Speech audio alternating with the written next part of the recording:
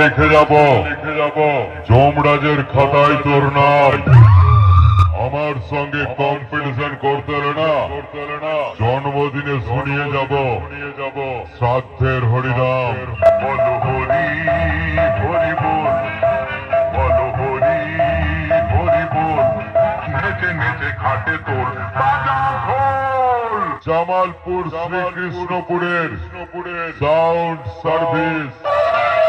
আমি হলাম স্কাইলক কিং কিরণদার ভক্ত, পুরোটাই বিশ্বস্ত। আরে সালা আমি যে এলাকায় ঢুকবো না করে দেবো একেবারে ধ্বংস।